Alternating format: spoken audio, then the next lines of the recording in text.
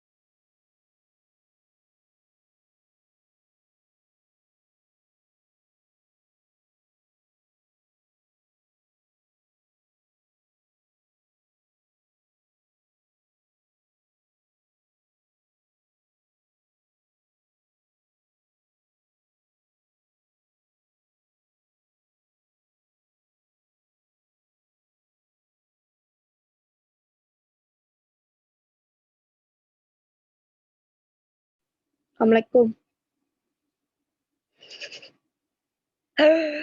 Hahaha.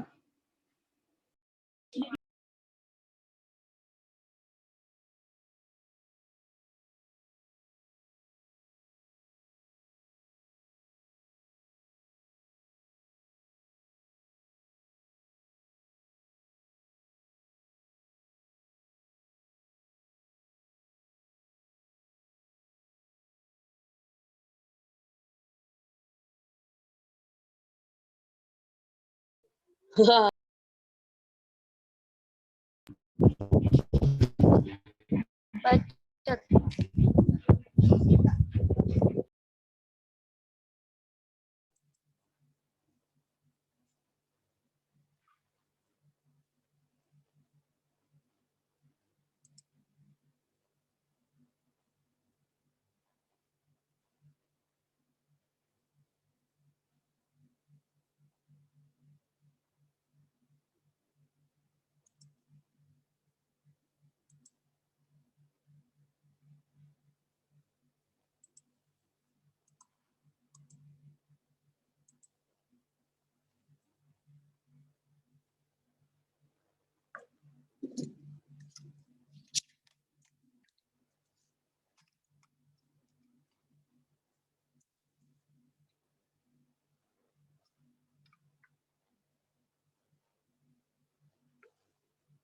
Halo semua. Assalamualaikum warahmatullahi wabarakatuh. Maaf ya, ini selalu pada ingat ya.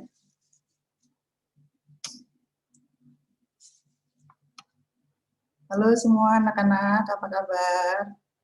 Sehat? Sehat, Bu. Ya, alhamdulillah ya.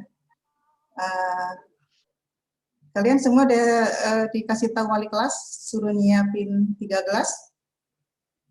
Sudah, Bu. Iya, ya, oke. Nanti sama-sama setelah Ibu jelaskan ya, mempraktekannya. Ya, tidak usah tegang, semuanya santai, siap kita sama-sama belajar ya. Mohon nanti selama Ibu menjelaskan diperhatikan dengan baik. Sebelum mulai pembelajaran, mari kita awali pertemuan hari ini dengan berdoa menurut agamanya masing-masing ya. Berdoa dimulai.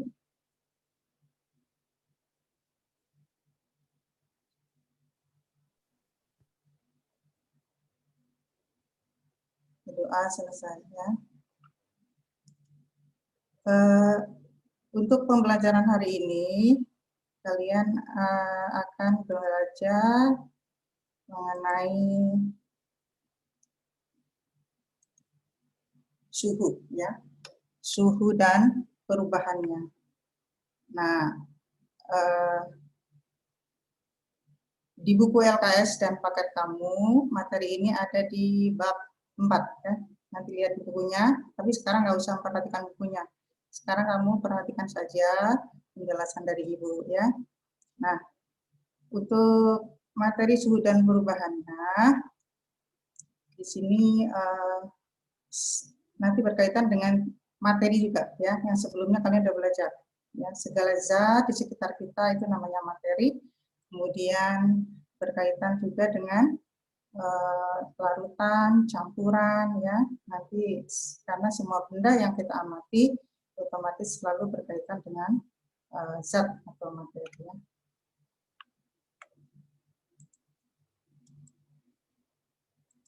Kompetensi dasarnya ya. Di sini prinsipnya ya di kompetensi dasar 3.4 menganalisis konsep suhu, pemuaian kalor, pemberian kalor, dan penerapannya dalam kehidupan sehari, termasuk mekanisme menjaga kestabilan suhu tubuh pada manusia dan hewan. Kemudian KD 4.4 melakukan percobaan untuk menyelidiki pengaruh kalor terhadap suhu dan wujud benda serta perpindahan kalor. Ya. Indikator pencapaian atau tujuan belajar. Jadi nanti kamu setelah mempelajari materi hari ini, kamu harus bisa menjelaskan pengertian suhu, kemudian menjelaskan berbagai jenis termometer, menentukan skala suhu dengan melakukan pengukuran suhu dengan menggunakan termometer. Artinya misalnya kamu di rumah ada termometer klinis, itu kamu bisa mengukur suhu badan kamu ya. Kemudian menentukan skala termometer tak berskala dengan membandingkan dengan termometer berskala. Lalu nanti untuk tentang pemuaian adalah hanya sekilas saja karena akan dibahas pada pertemuan berikutnya. Lalu yang keterampilannya, kamu bisa membuat skala suhu, melakukan pengukuran suhu dengan termometer skalanya serta membandingkannya secara pengukuran dengan termometer skala suhu yang dikenali. Ya. Kemudian melakukan konversi skala suhu. Nih, nanti kamu lebih banyak untuk perhitungan adalah melakukan namanya konversi ya. Mengubah dari satu skala termometer ke termometer yang lain.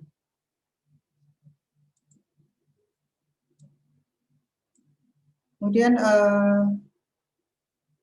peta konsep.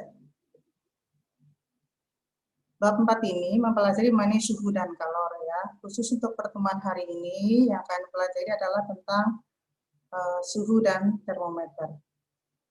Nanti suhu ini diukur dengan ada 4 jenis termometer ya. Celsius, Reaumur, Fahrenheit, dan Kelvin. Sedangkan untuk kalor akan dibahas pada pertemuan berikutnya.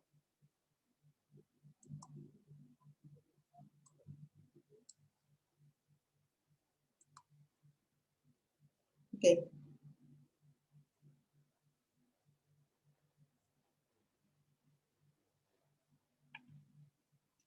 Berikutnya adalah mendefinisikan suhu ya. Sekarang es ini dikatakan bersuhu rendah, lalu api dikatakan bersuhu tinggi ya. Berapa rendahnya, berapa tingginya, nanti akan kita pelajari lebih dalam. Lalu badanku panas, sepertinya aku demam. Ini seseorang yang sedang menderita demam, sakit, itu biasanya suhu badannya tinggi ya, disebut dengan panas. Nah, kemudian pengertian suhu sendiri, ini sebenarnya adalah menyatakan derajat panas suatu benda. Panas dinginnya suatu benda, itu disebut sebagai suhu ya. Nah, sekarang coba kamu siapkan gelas atau wadah yang sudah kamu siapkan ya. 3 buah wadah atau gelas.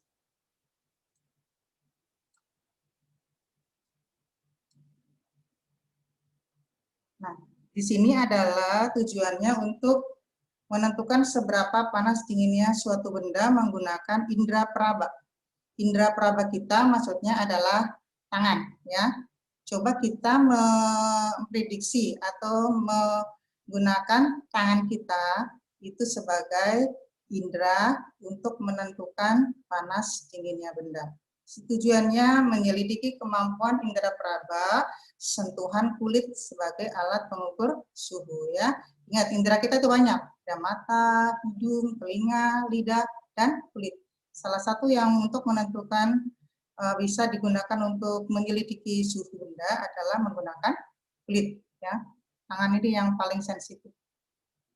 Nah, setelah kamu siapkan 3 gelas atau 3 wadah, sekarang perhatikan di sini. Langkah kerjanya ya. Pertama adalah kamu udah siapkan tadi, yang pertama lakukan. Coba masukkan tangan kanan kamu ke dalam gelas yang berisi air dingin. Coba silakan masukkan tangan kanan kamu ke gelas yang berisi air dingin atau air es. Ya. Kemudian masukkan tangan kiri kamu ke dalam gelas yang berisi air hangat. Tangan kanan ke dalam gelas air yang berisi air es, tangan kirinya ke dalam gelas yang berisi air hangat ya. Beberapa detik, tahan. Baik, kalian sudah merasakan ada panas dan dingin ya.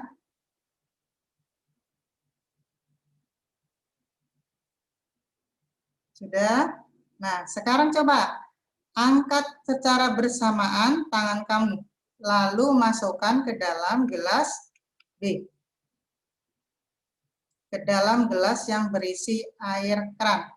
Kedua tangan kamu setelah ditahan di air dingin sama air hangat, lalu sekarang masukkan ke dalam gelas yang berisi air keran.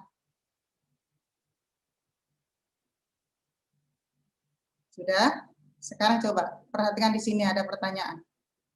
Dapatkah kamu tentukan seberapa panas air dalam gelas C? Ya. Seberapa panas? Di sini kamu tujuannya adalah hanya membedakan saja. Panas, Bu. Ya, panas dan dingin, ya kan? Tetapi belum tahu seberapa panasnya.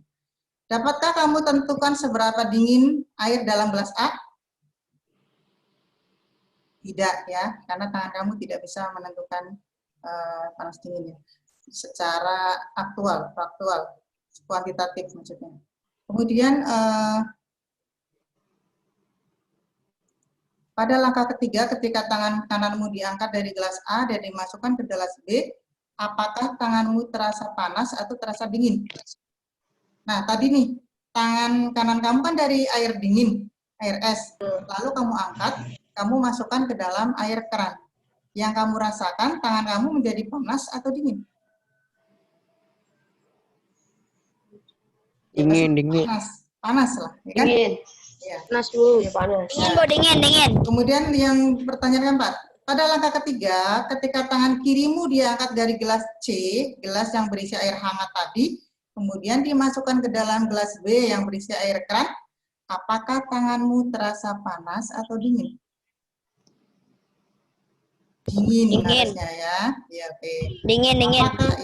Apakah air di dalam gelas B terasa panas atau dingin? Ya, tergantung situasi tadi ya. Kalau dari dingin masukin ke B maka menjadi panas. Ketika dari panas masuk ke B maka menjadi dingin ya karena suhunya turun. Apakah kamu tentukan perbedaan suhu yang kamu rasakan di antara tangan kiri dan tangan kanan? Bisa nggak? Ya, bisa nggak tadi? Bisa. Ya bisa, ada panas dan dingin. Nah sekarang lihat apa kesimpulanmu ya? Bisa. Ya, dari percobaan maka kita dapat kesimpulan bahwa indera peraba atau perasaan tidak dapat menentukan ukuran panas dinginnya suatu benda dengan tepat ya. Indera perasa hanya dapat merasakan panas dinginnya suatu benda ya. Maka apa yang digunakan untuk menentukan panas dinginnya secara tepat? Tahu nggak? Alat apa yang digunakan untuk menentukan panas dinginnya benda? Namanya adalah termometer. Ya, nanti kita akan belajar tentang termometer. Baik, sekarang perhatian di sini tentang konsep suhu. Nah, suhu itu nanti yang akan dibahas itu tidak sama dengan panas ya. Pada prinsipnya suhu itu tidak sama dengan panas. Ini ada tanda tidak sama dengan ya. Jadi kalau ditanya, apa itu suhu? Kalau jawabannya panas berarti salah. Karena suhu itu tidak sama dengan panas. Ya. Panas itu adalah energi kalor namanya panas. Baik, yang disebut benda panas ini, yang lihat yang berwarna biru ya. Panas adalah salah satu bentuk energi yang mengalir. Sedangkan suhu itu menyatakan derajat atau tingkat energi panas suatu benda. Kemudian lihat yang B, yang merah. Benda dikatakan bersuhu rendah apabila tingkat energi panas benda rendah. Kemudian benda bersuhu tinggi apabila tingkat energi panas benda tinggi. Baik, sampai di sini mengerti? Nanti kalau ada yang ditanyakan, boleh chat ya. Kemudian pada akhir pertemuan juga nanti ada soal yang harus kamu kerjakan. Setelah selesai Zoom, kamu juga nanti harus masuk ke classroom ya. Di sana ada soal uji pemahaman kompetensi, sekaligus absensi juga. Baik, sekarang berikutnya. Pernahkah kamu mendengar bahwa suhu manusia normal adalah 37 derajat Celcius? Ingat-ingat ini. Badan kamu kalau sehat, tidak demam, tidak kedinginan, suhunya adalah 37 derajat Celcius. Ingat, saat ini dalam masa pandemi corona ini, suhu manusia itu sangat penting untuk dipantau. Kalau suhu kamu lebih dari 38,6 itu sudah dicurigai nanti terinfeksi virus corona ya. Jadi kamu perhatikan suhu badan kita adalah 37 derajat Celcius. Lalu suhu air mendidih. Mama kamu memasak air ya. Ada yang pakai panci yang berbunyi, ada yang enggak ya. Ketika pancinya berbunyi nging, itu kan ada gelembung-gelembung naik ke atas. Itu dikatakan air sedang mendidih. Kalau diukur menggunakan termometer, suhunya adalah 100 derajat Celcius. Lalu kamu masukkan air ke dalam kulkas ya. Airnya mulai berubah dari cair menjadi padat. Itu namanya membeku. Suhunya adalah 0 derajat Celcius ya.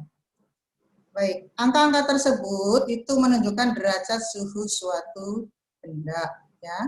Jadi tadi derajat atau tingkat panas benda namanya suhu, sedangkan angka yang ditunjukkan menggunakan termometer itu menunjukkan derajat suhu suatu benda. Alat yang digunakan adalah termometer ya. Semua termometer dilengkapi dengan ukuran derajat suhu dalam skala standar namanya. Satuan suhu dalam sistem internasional adalah Kelvin. Ingat, kamu sudah belajar mengenai besaran dan satuan. Salah satu besaran pokok adalah suhu. Satuan sistem internasionalnya adalah Kelvin. Tetapi secara umum kalian dapat menggunakan satuan Celcius dalam pengukuran suhu sehari-hari ya. Di Indonesia ini banyak menggunakan Celcius. Tetapi kalau ditanya mengenai satuan suhu dalam sistem SI adalah Kelvin. Nah, terus itu mau diapain tuh? Mau diingat terus? Ya enggak, itu tak kalau gede kan udah kayak anak. Berikutnya adalah mengenai termometer. Anak-anak yang tadi yang praktek menggunakan air sudah selesai ya. Sekarang simak mengenai termometer ya. Pengertian termometer ini dari kata termos dalam bahasa Yunani yang artinya panas, sedang meter artinya mengukur. Berarti termometer adalah alat pengukur suhu ya. Kemudian berikutnya tentang ada sifat zat yang namanya adalah sifat termometrik ya. Sifat termometrik zat ini menunjukkan volume zat akan berubah apabila dipanaskan atau didinginkan. Kalian tahu apa itu volume? Volume adalah kandungan isi suatu benda ya. Misalnya segelas air itu berarti volume air 1 gelas ya. Sifat volume yang berubah ketika dipanaskan atau didinginkan itu disebut dengan sifat termometrik zat ya. Energi panas ini menyebabkan molekul zat cair bergerak menjauh ya. Maka jarak molekul renggang, volume bertambah. Nah, nanti akan volumenya bertambah. Itu namanya memuai ya, tetapi massa zat itu selalu tetap. Ini tentang prinsip kerja termometer. Jangan mencoret-coret ya. Jangan mencoret-coret ya. Baik, selanjutnya jenis-jenis termometer ya. Di sini ada termometer zat cair ya. Umumnya zat cair yang digunakan adalah raksa dan alkohol. Termometer zat cair ini ada dua ya. Termometer laboratorium dan termometer suhu badan. Termometer laboratorium itu skalanya dari min 10 sampai 110 derajat Celcius ya. Berarti kan yang warna merah itu alkohol. Kemudian termometer suhu badan atau namanya termometer klinis bisa mengukur suhu dari 35 sampai 42 derajat Celcius ya. Jadi kalau untuk mengukur suhu 0 derajat termometer klinis suhu badan nggak bisa ya. Hanya mengukur suhu badan dalam rentang 35 sampai 42 derajat Celcius. Baik, berikutnya lihat nih. Ada zat cair pengisi termometer yang pertama adalah raksa. Cirinya warna mengkilap, bereaksi cepat terhadap perubahan suhu, titik didihnya tinggi di atas 350 derajat Celcius, tetapi titik bekunya hanya sampai min 40 derajat Celcius. Lalu alkohol, itu cirinya adalah tidak berwarna, kemudian biasanya diberi warna merah atau biru, ya. Titik didihnya rendah, hanya sampai 78 derajat Celcius, tetapi titik bekunya sangat rendah, sampai min 130 derajat Celcius. Di sini berarti ada yang membandingkan antara raksa dan alkohol, ini punya kelebihan dan kekurangan, ya. Raksa tadi mengkilap berarti mudah dilihat, sedangkan alkohol tidak berwarna, hanya seperti air, berarti sulit dilihat, makanya digunakan zat warna. Raksa bisa mengukur suhu yang sangat tinggi, sedangkan alkohol hanya sampai 78 derajat Celcius. Alkohol berarti sudah mendidih sebelum air mendidih, karena tadi air mendidih kan 100 derajat Celcius. Ya. Kemudian berikutnya, yang kedua adalah termometer bimetal. Bi itu artinya dua, ya. Termometer yang menggunakan dua jenis logam. Nah, nanti kalau digunakan logam ini akan melengkung, sehingga misalnya bel itu akan berbunyi karena ada logam yang melengkung menyentuh listrik, misalnya seperti itu. Kemudian yang ketiga ada termometer kristal cair, ya. Di sini gambarnya tuh contohnya warna berubah sesuai dengan suhu, ya. Tapi yang kita gunakan sehari-hari adalah dalam skala menggunakan termometer alkohol dan raksa, ya. Baik, sekarang lihat di sini ada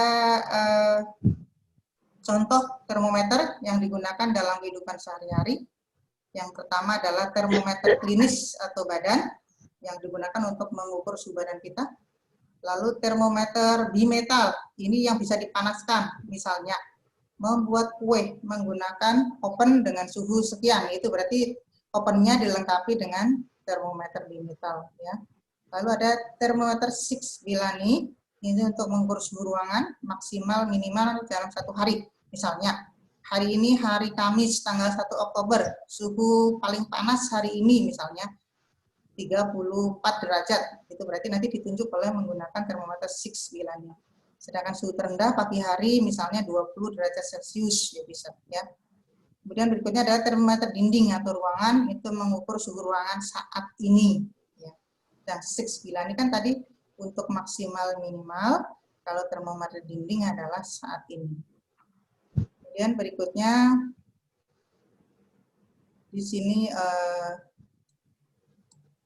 zat pengisi termometer tadi sudah, ya, tetapi ini lebih lengkapnya membandingkan antara termometer raksa dengan alkohol. Di sini ciri air raksa, ya, tidak membasahi dinding pipa kapiler, mudah dilihat karena mengkilap, kemudian cepat dalam mengambil panas dari suatu benda yang sedang diukur. Artinya cairan di dalam termometer itu cepat naik kalau dipanaskan dan cepat turun kalau didinginkan. Lalu jangkauan suhunya cukup lebar, ya. Titik beku min 40 derajat Celcius dan titik didihnya adalah 36 derajat Celcius. Volume air raksa berubah secara teratur, ya. Jadi tidak tiba-tiba mendadak naik dengan tiba-tiba, enggak. Tapi kekurangannya, air raksa ini harganya mahal, sukar didapat, zatnya berbahaya atau beracun, dan tidak dapat mengukur suhu yang sangat rendah. Tolong ya yang audionya jadi coret-coret tuh. matikan. Jangan dicoret-coret, tong. Ini siapa yang main-main, ya. Sekarang lihat di sini berikutnya. Dek.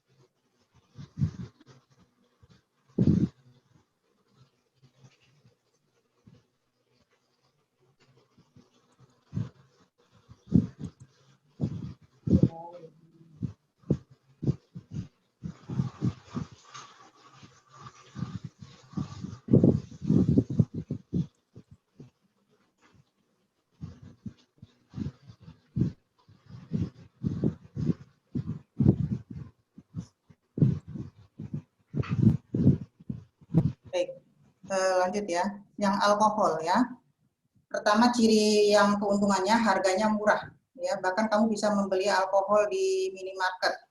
Kemudian lebih teliti untuk kenaikan yang kecil suhunya, dapat mengukur suhu yang sangat rendah, karena titik beku alkohol adalah min 130 derajat Celcius. Tetapi kerugian atau kekurangannya adalah membasahi dinding kaca, titik didihnya rendah, dan alkohol tidak berwarna sehingga sulit dilihat ya. Berikutnya, lihat di sini gambaran. Anak-anak, tolong jangan mencoret-coret layar ya. Yang merasa mencoret layar, tolong dihapus. Kamu tidak menghargai teman namanya. Nih. Air itu adalah zat cair ya. Kenapa air tidak digunakan sebagai pengisi termometer? Tadi yang digunakan sebagai pengisi termometer adalah alkohol dan raksa. Raksa itu bahasa ilmiahnya adalah merkuri, bahasa Inggrisnya. Nah, di sini air tidak digunakan sebagai zat pengisi termometer karena air memiliki sifat anomali namanya, keanehan. Keanehan sifat air, tadi kan air membeku pada suhu 0 derajat Celcius, mendidih pada suhu 100 derajat Celcius. Semua benda kalau dipanaskan itu volumenya membesar, namanya memuai. Tetapi khusus untuk air, ketika suhunya dinaikkan dari 0 sampai 4 derajat Celcius, air ini justru mengalami penyusutan. Tahu kan yang disebut dengan menyusut? Menyusut berarti volumenya bertambah kecil atau bertambah sedikit. Itu disebut dengan sifat anomali atau keanehan dari air ya. Makanya air tidak digunakan sebagai pengisi termometer ya. Oke. Di sini gambarannya. Jadi sifat anomali air kalau dalam grafik ini ya dari 0 4 derajat itu adalah volume air itu minimal, paling sedikit menyusut. Baru kemudian ketika suhu naik dia memuai lagi ya. Nah, di sini salah satu akibat dari anomali air adalah ini menunjukkan kebesaran Tuhan ya. Pada musim dingin, sungai atau laut hanya membeku pada permukaannya, sedangkan bagian dalam tidak beku, sehingga ikan dan berbagai biotalnya tetap bertahan di musim dingin. Ini adalah keuntungan dari sifat anomali air. Ya, baik. Berikutnya lihat mengenai skala termometer. Nah, di sini termometer yang akan kita pelajari adalah ada 4 jenis. Termometer Celcius, Fahrenheit, Reaumur, dan Kelvin ya. Nah, untuk di sini ada angka di bawah ya, sama di atas. Angka yang di bawah namanya titik tetap bawah. Titik tetap bawah ini ditentukan dari titik beku saat air berubah wujud menjadi beku, membeku ya. Atau saat air berubah wujud dari padat menjadi cair, namanya melebur. Itu adalah titik tetap bawahnya ya. Kemudian titik tetap atas ditentukan berdasarkan titik didih air ya.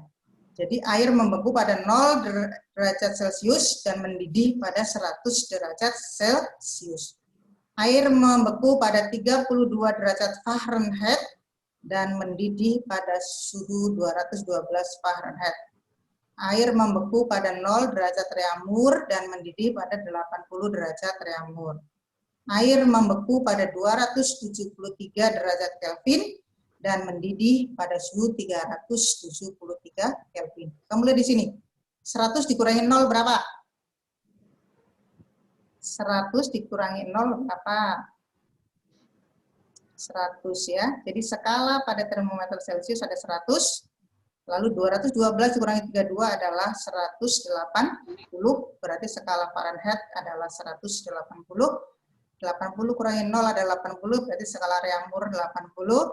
Skala Kelvin adalah 100. Maka nanti ada perbandingan antara skala C banding F banding R banding K itu adalah 100 banding 180 banding 80 banding 100 ya. Kalau dikecilkan lagi menjadi 5 banding 4, 5 banding 9 banding 4 banding 5 ya. Tuh. Dilihat keterangan di bawah gambar. Dasar penetapan batas atas suhu di mana air mendidih, dasar penetapan batas bawah suhu di mana air membeku, dan penetapan angka bersifat arbitrter atau sesuai kehendak dari penemu ilmuwan. Kamu bisa membuat termometer sendiri, maksudnya seperti itu. Jadi ketika air mendidih, kamu kasih skala berapapun, boleh, bebas. Ya. Ketika air mendidih, kasih skala sendiri. Nah, nanti bisa membandingkan dengan termometer yang sudah standar. Ya. Baik, di sini mengenai skala termometer, ada di buku pakai dan LKS kamu ya. Ahmad Zaidan, jangan coret-coret. Termometer Celsius ini dibuat oleh Andreas Celsius dari Swedia pada tahun 1701 sampai 1744. Titik tetap atas air yang sedang mendidih adalah 100 derajat Celsius. Lalu titik beku air yang sedang mencair atau melebur dan membeku adalah 0 derajat Celsius. Perbandingan skalanya 100. Ini tadi Bu udah jelasin, cuma di sini lagi lengkap saja ya. Reaumur ditemukan oleh orang Prancis yang namanya Reaumur ya, titik tetap atas 80, titik tetap bawah 0 derajat, perbandingannya adalah 80. Lalu ini untuk skala termometer Fahrenheit, penemunya adalah Daniel Gabriel Fahrenheit dari Jerman ya. Titik tetap 212, titik bawah 0 derajat. Ini ada yang salah ketik ya. Titik bawah adalah 32 derajat Celsius ya.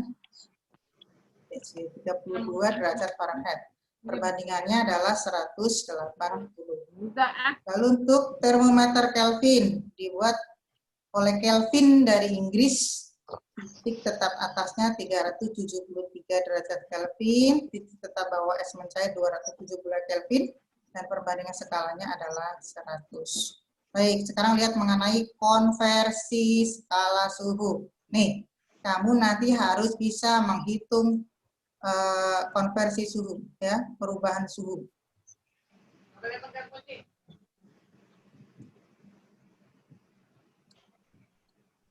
Nah, di sini kan tadi termometer jenisnya ada Celsius, Fahrenheit, Reaumur, dan Kelvin ya. Titik bawahnya kelihatan semuanya, titik atas kelihatan semuanya. Nah, kamu bisa gunakan rumus yang sebelah kiri. Tapi kalau kamu nggak mau repot, langsung lihat saja ya. Mungkin kamu lebih banyak menghafal. Tapi sebenarnya nanti semua rumus berasal dari rumus yang ada di sebelah kiri gambar ini ya.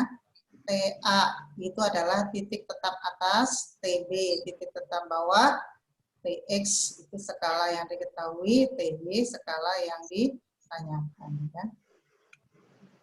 Oke, berikutnya. Itu tadi kan kamu pengen cari tahu ya. Rumus yang ada di buku kamu, buku paket maupun buku LKS sebenarnya berasal dari rumus yang baru saja nih ya. Di sini nih, TC misalnya. Skala Fahrenheit diubah ke skala Celsius ya. Jadi ini TC, C-nya menunjukkan Celsius, F-nya adalah menunjukkan Fahrenheit ya. Jadi TC dikurangi titik bawah Celsius kan 0. Kemudian dibagi dengan titik atas Celsius itu 100, dikurangi titik bawahnya